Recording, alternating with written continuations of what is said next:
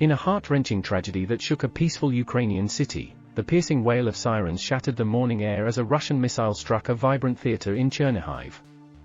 The stage that once resonated with laughter and applause was now a haunting scene of devastation, leaving 7 lives extinguished, including that of an innocent 6-year-old child.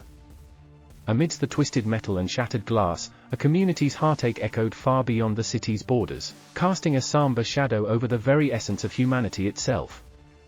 As we delve into the depths of this harrowing event, we are compelled to confront the grim reality of war's indiscriminate cruelty, and the unwavering call to uphold the sanctity of life amidst the chaos of conflict.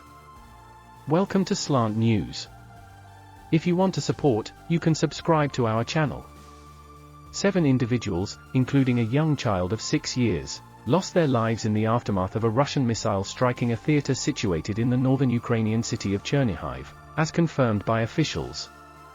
The Interior Ministry reported that among the 129 wounded individuals, 15 were children. At a local hospital, around 25 people were receiving medical attention.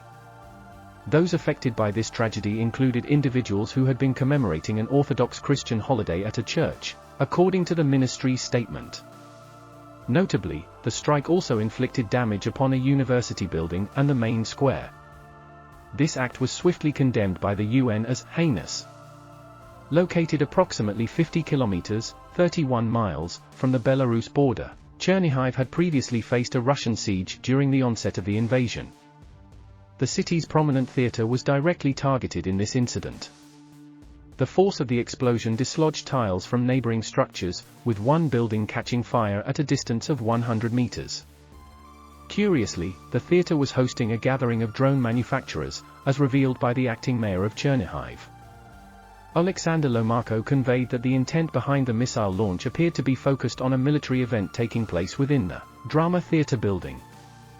However, he criticized the decision to carry out such an attack during daylight hours in a civilian-populated city, deeming it a deliberate act against non-combatants. The acting mayor categorized this as another instance of Russia's transgressions, referring to it as a war crime targeting civilians. The city center of Chernihiv has always been a favorite locale for leisurely strolls, particularly during weekends, according to local residents who spoke to the media. Anna Zaryba, the manager of a Crimean Tatar restaurant situated across the street from the theater, recounted the sudden turn of events. As her staff prepared for a busy day, the missile struck, prompting her to rush outside to assess the situation. She described a scene of distress, with 2 12-year-old girls and a significant amount of blood. One girl suffered a severe leg injury, while the other was in a state of shock. Assistance was rendered by applying a tourniquet and awaiting the arrival of an ambulance. A compassionate passerby stopped his car and helped transport one of the girls to a hospital. Anna mentioned that her staff hurried to provide aid to the injured individuals, offering medical supplies and blankets. The area was known to be bustling with people, including families with children and strollers, along with numerous eateries and cafes. The unpredictability of such an incident left Anna and others shocked, as they hadn't anticipated such a traumatic day. Ukrainian President Volodymyr Zelensky expressed his condemnation, asserting that Russia had turned an ordinary Saturday into a day marked by sorrow and grief. Denouncing the attack, the UN also expressed its distress. Denise Brown, the current head of the UN in Ukraine, issued a statement condemning the incident as heinous. She decried the attack on the main square of a populous city, particularly during the morning when people were out and about, some headed to church for religious observances. Brown underlined the fact that international humanitarian law strictly prohibits assaults on civilians and civilian installations, urging for an immediate cessation of such actions. In response to this tragedy, a 3-day period of mourning was declared in Chernihiv. As for Moscow, it had yet to offer an official comment on the matter. In a separate development, Russia claimed that a Ukrainian drone had targeted a military airfield in the northwest Novgorod region, leading to a fire that was swiftly extinguished. Although one aircraft suffered damage, no casualties were reported. On the Ukrainian side, there was no immediate response regarding the alleged drone strike.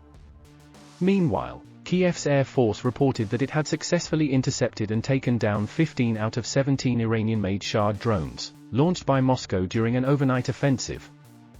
the devastating events that unfolded in Chernihiv serve as a stark reminder of the human toll of conflict. The loss of innocent lives, including young children, highlights the tragic consequences of armed hostilities. The strike on the theater, a place of cultural significance and gathering, struck at the heart of the city's community. The attack not only caused immediate casualties but also left emotional scars that will linger for years to come. Why did Russia launch a missile strike on Chernihiv, a city far from the front lines of the war? Chernihiv is located in northern Ukraine, close to the border with Belarus. It is a historic city with a population of about 300,000 people. It was besieged by Russia at the beginning of the invasion in March 2022, and has suffered repeated shelling and damage ever since. But on Saturday, August 19, 2023, it faced its worst attack yet. A Russian missile hit the central square of the city, killing 7 people, including a 6-year-old girl, and injuring 129 others. The missile also damaged a theater, a university, and several other buildings.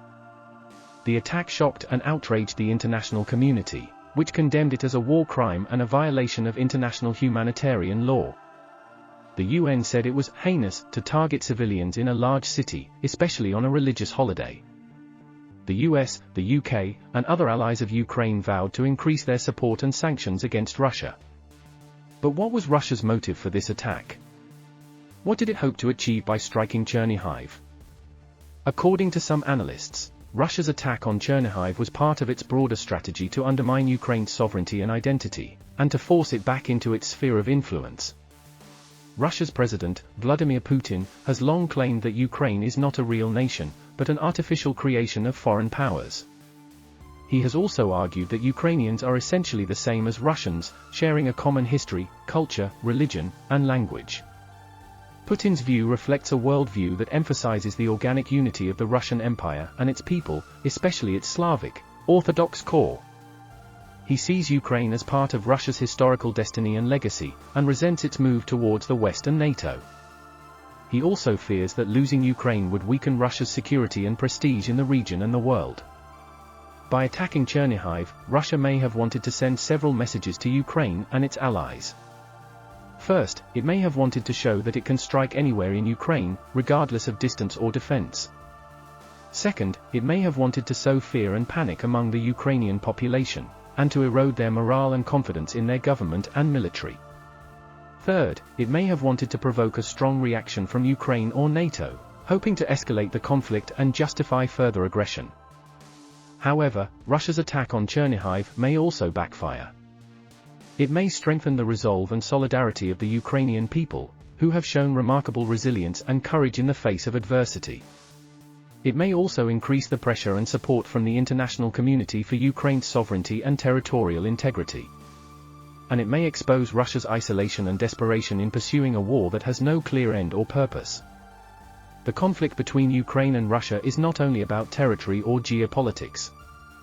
It is also about identity and history. It is about whether Ukrainians have the right to choose their own future and destiny, or whether they have to submit to Russia's will and vision. It is about whether diversity and democracy can prevail over domination and dictatorship. That's all for today's report. Thank you for watching and stay tuned for more updates on this unfolding crisis.